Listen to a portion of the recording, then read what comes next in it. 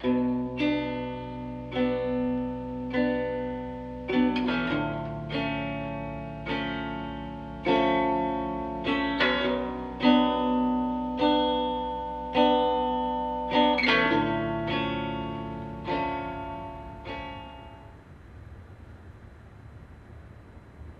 je m'appelle Noël Mazurier de Kervolin. J'ai travaillé comme chimiste dans un laboratoire de peinture. Ça me plaisait énormément. J'étais mère de famille. Avec 4 enfants, je ne pouvais plus. Donc j'ai arrêté de travailler pendant 14 ans. À ce moment-là, j'ai regretté. Et j'ai été au ministère des Finances après, pendant 15 ans. Et bon, j'ai perdu mon mari, il avait 53 ans. Pour moi, c'était un choc énorme. Et puis bon, j'ai perdu 2 garçons. Et ça, pour moi, c'est un regret de ne pas les voir autour de moi, quoi. C'est déclenché, c'est qu'au mois de mai, j'ai été hospitalisée pour une histoire cardiaque et j'étais sous oxygène. Et ils m'ont dit, ça paraît difficile que vous rentriez chez vous. Alors petit à petit, je me suis habituée à penser à autre chose que de retourner chez moi. Et c'est à ce moment-là que j'ai pris la décision de venir en EHPAD. Je demandais pour toujours. Hein. Et maintenant que j'ai quitté. Hein. Je ne peux plus. La première semaine, ça a été très dur pour moi. Mais tout le monde était très gentil et je me suis très très bien habituée. Ça va faire 1 mois dans 2 jours que je suis là. Ça me rassure. Je me dis que s'il m'arrive quelque chose, sauf que mon bip-bip ne marche pas, mais enfin ça fait rien. Il ne marche pas du tout. Hein. C'est la catastrophe. Pour le moment, j'ai la chance d'avoir ce qu'il faut pour pouvoir payer. Pendant quelques temps, je peux me débrouiller toute seule, sans avoir besoin de demander à mes enfants. Donc, qu'à faire, s'il faut que je parte avant d'être une charge. Les amis, à notre âge, on n'arrive plus à se lier de la même manière que quand on est plus jeune, quand même. On est contente, on se dit bonjour, on ne va pas d'une chambre à l'autre. Hein. C'est vraiment très différent. J'ai un fils qui est charmant, qui vient me voir toutes les 3 semaines à peu près. Et ce jour-là, eh bien, il m'emmène déjeuner au restaurant et me sortir un petit peu dans Saint-Brieuc pour me changer d'air. Voilà. Je m'appelle Huguette Brunard, j'ai 93 ans. J'ai été gâtée, oui, par mes parents. J'étais fille unique aussi, alors j'ai fait beaucoup de piano. Maintenant, je serais bien incapable, enfin. Elle était professeure de pianiste. Elle aurait voulu me faire continuer plus loin, mais comme j'étais fille unique, alors aller à Paris, mes parents n'auraient pas voulu. Bon, ben voilà, et la vie a commencé. Après, je me suis mariée. Quand j'étais jeune fille, je travaillais à la recette des finances de Dinan. Et mais après, je n'ai plus rien fait parce que j'ai suivi mon mari. Il était chef de centre des impôts et j'ai eu 2 enfants. La vie tout à fait normale, quoi, et ordinaire. Voilà, tout est passé maintenant. Mon mari est décédé il y a 5 ans. Bon, il a une belle vie, il a une très belle vie. J'en ai perdu une fille de 40 ans. Et puis, maintenant je vis seule. J'ai une autre fille à Tours. À mon arrivée, j'ai rien demandé. Hein, vous savez, je revenais avec ma voiture. J'ai enlevé mes provisions, je suis tombée. Je me suis souvenue de rien. Les pompiers sont venus, je suis allée à l'hôpital. Et de l'hôpital, ma fille m'a dit, est-ce que tu peux rentrer à la maison? Non. En 3 minutes. Et puis voilà, mais ça arrive du jour au lendemain. C'est ce qui arrive pour tout le monde, malheureusement.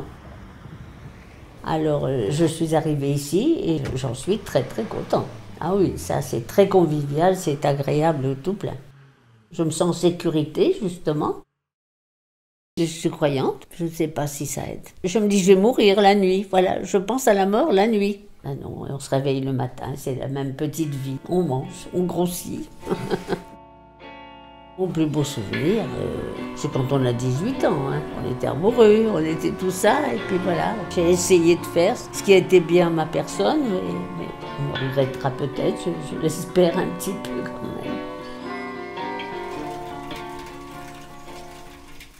J'avais rencontré mon futur mari à la fac. Nous nous sommes mariés en 1952 et nous sommes partis à Paris où il était à l'école des impôts. Nous avons eu un bébé un petit peu plus vite qu'on ne pensait. Lui étant parti au service militaire, il fallait bien que j'élève mon bébé. Donc je suis entrée dans l'éducation nationale. Pas par goût, je voulais pas être institutrice. Pour raison de santé, j'ai demandé d'entrer à l'inspection académique où je suis restée jusqu'à ma retraite à 55 ans. J'ai donc passé toute ma vie dans les impôts et je suis parti en retraite à 65 ans. À l'époque, on appelait ça atteint par la limite d'âge. Et c'est comme ça que je me suis retrouvé à la retraite sans le voilà.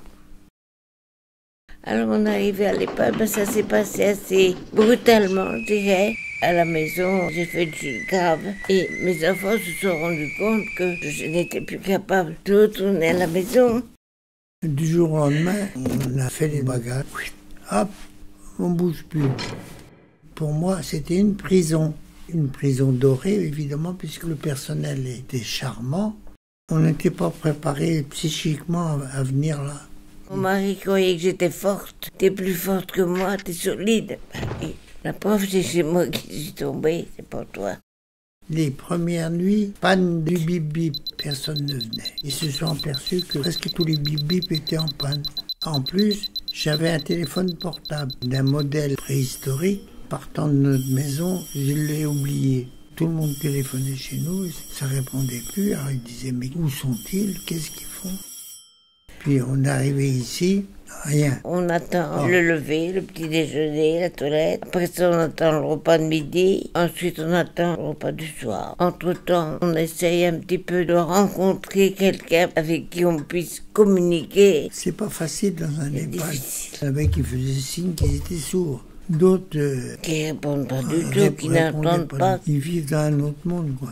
Moi, je vivais dans un certain milieu, d'un certain niveau intellectuel que je retrouve pas ici. On a fait à peu près tout le monde. Avec une caravane, avec une tente. La bicyclette. Il y a des voyages que j'aurais bien voulu voir, la Terre de Feu. Mais avec un déambulateur, on va pas très loin. Moi, le commerce m'a beaucoup aimé, mais je pense que j'aurais pu m'évader un petit peu plus, quoi. J'ai travaillé à Brest, dans une chemiserie pour hommes. Adorable, les messieurs. Mon mari était fouteux. Je ne sais pas si j'étais avec mon mari lorsque je suis rentrée. Mon mari est ingénieur national. Il ne pourrait pas rester avec moi ici. J'aimerais bien retourner chez moi. Les bains, j'adore. J'aurais voulu avoir mon chien. Il me fait des joies quand je viens. Et ça me manque. Que je suis venue de mon plein gré, prendre le vent un peu de ce qui pourrait m'arriver. Je suis bien, le personnel est adorable, vraiment il y a une bonne ambiance, on mange ensemble, mais mes amis sont à l'extérieur. Pour moi, je ne suis pas ici définitivement. Il y a des choses que je ne peux plus faire. Ma fille me dit ça, mais maman, tu ne peux plus faire ça, tu n'es plus assez costaud, et je ne crois pas. On s'occupe un peu, mais pas beaucoup. On n'a pas de but, tellement d'activité. Et puis bon, je suis en ville, hein. Je fais les magasins d'abord, presque tous les jours. Mon père vit encore. Il travaille dans une chemiserie pour hommes et est toujours très coquet. Vous allez me demander l'âge de mon père, plus de 90. Je fais l'aveugle un peu. Je ne cherche pas à savoir comment je vais terminer, comment je vais... Je vis au jour le jour. Michel Le Guédard, 91 ans. Michel Le Guédard, 91 ans. Et j'étais psychologue, voilà. La même chose, je l'ai connu en fac. C'est le hasard, hein. C'est connu, on ne sait plus. Et vous pouvez ici continuer la chanson. Ça fait quand même plus de 60 ans. Et nous avons travaillé ensemble. Nous faisions partie d'une équipe de psychologues du ministère du Travail. Et quand nous sommes arrivés dans le département des Côtes-d'Armor, il n'y avait pas de psychologues. Nous étions les seuls psychologues du département, ma femme et moi. J'étais en Algérie, j'ai fait aussi 30 mois de service militaire dans un régiment de combat, dans les chars. Hein. Vous voyez un peu. Quand on voit la côte française qui s'éloigne, est-ce que je vais rentrer en plein ou dans une caisse, quoi? Et c'est long, hein, 30 mois, vous savez, hein. On s'écrivait, hein. Ma femme l'a vécu, le débarquement et tout ça à Caen. En Normandie, oui. Moi, j'ai vécu les bombardements, mais à Rennes. Ensuite, on a eu les Américains. C'est plus sympa, ils avaient des chewing-gums. On a mangé nos premiers chewing-gums en 44. Avec les Américains. À la On a fin. fait la commande du premier enfant. À la fin de mon service militaire, ouais. On est allé d'Hélice parce que nous avons dépassé l'âge. Nous sommes là en tant que personnes âgées. Nous Notre quitter maison est à 100 mètres d'ici. Hein. C'est une maison avec des escaliers, etc. Donc il y avait les risques de chute. Bon, voilà. On n'a pas fait de déprime, hein, du tout. Oh non, on a tout ce qu'il faut. On a la chance d'être ensemble. On a la chance. On va s'arrêter. On s'arrêtera bien un jour, hélas. J'ajoute aussi, on n'est pas croyant. Hein. On n'espère pas avoir une place au paradis. En enfer, je préférerais, j'aurais plein de copains. Et nos rapports sont excellents avec nos enfants, nos petits-enfants. Tout se passe bien. On a de la chance. On est une famille unie. Oui, très. Ma vie est un long fleuve tranquille.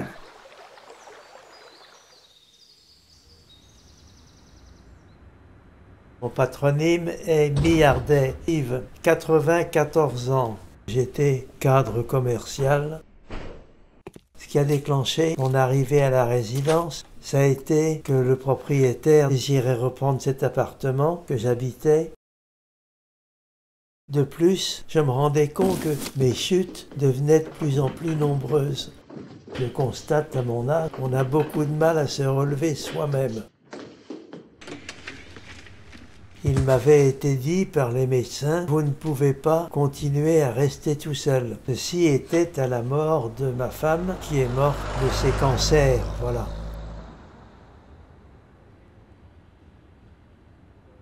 Je voulais habiter le quartier. J'ai constitué un dossier. J'ai trouvé à Édilis un lieu qui me convenait. J'étais heureux de me faire prendre en charge.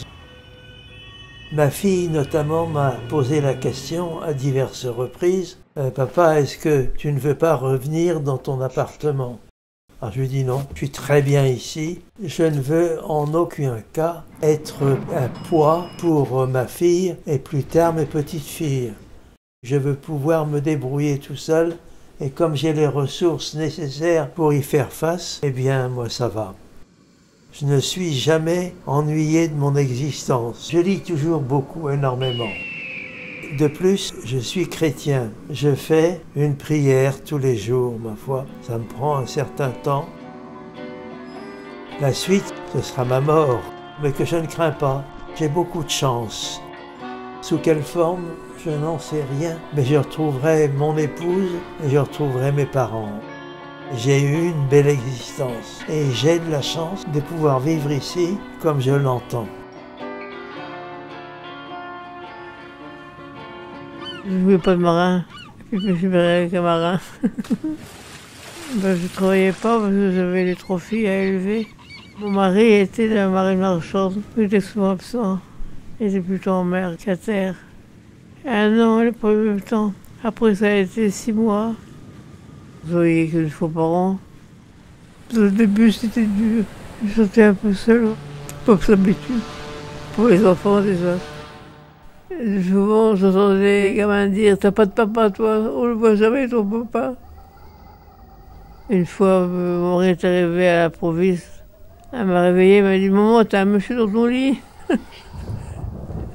Il n'était pas habitué à ça.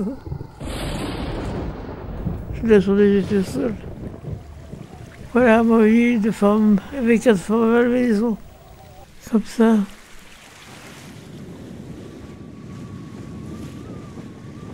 J'ai un mal du Parkinson. Je suis un peu paralysée des jambes. Je ne peux pas rester debout trop longtemps. Je suis obligée d'être en fauteuil roulant.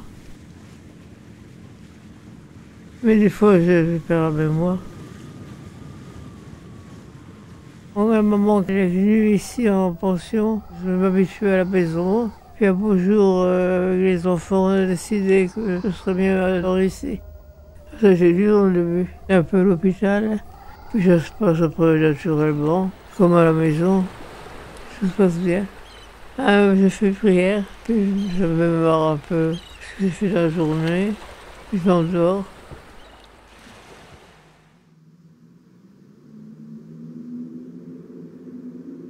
Je suis Madame Rowe Annie, je suis veuve et j'habitais une petite commune des Côtes-d'Armor. J'y étais en retraite depuis longtemps. Je connaissais plein de gens dans la commune. Et alors ils venaient dire bonjour, boire un café. La porte est toujours ouverte chez Annie, il disait ça. Bon, je m'ennuyais quand même. Je suis restée 7 ans comme ça. Je trouvais que ça faisait beaucoup. Et j'étais, mais c'est fou comment j'étais mal dans ma peau. J'avais pas l'impression de souffrir d'isolement, de ne plus servir à rien. Mais ça se fait dans le temps. J'aurais voulu aller avec mon mari, voilà. Voilà. J'ai une fille, mais elle a sa vie. Elle a ses enfants, elle a 3 filles. Et je trouve que je suis un peu en trop. Je ne vais pas les empêcher de vivre. C'était la veille du 1er janvier. Je manquais d'oxygène. Enfin bon, j'étais mal comme je ne sais pas quoi. Là, tu as l'impression d'étouffer, quoi. Et c'est là que la panique te prend. Et je me dis, mais je vais crever ici toute seule. Et ça, je ne voulais pas. Je suis allée voir le Toubib. Elle m'a hospitalisée. Quand je suis sortie de là, j'avais vraiment des idées non. Ouais. J'ai dit non, je veux aller quelque part dans un EHPAD, je ne veux pas rentrer chez moi. Et je n'ai jamais regretté en fait. Ça m'a même donné une seconde vie. Je m'ai toujours promis de ne jamais fréquenter ces gens-là. Mais ce qui est bien ici, c'est que vous avez les repas, puis on a des belles chambres quand même. On se retrouve un peu chez soi. On peut aussi aller dans le couloir, et là tu retrouves du monde. C'est ça. Donc t'es pas seul, t'es jamais seul. J'espère pas faire de vieux os. Je veux surtout pas atteindre 90 ans. Surtout pas. La vieillesse, c'est un... Qui c'est qui parlait de ça? Et c'est vrai.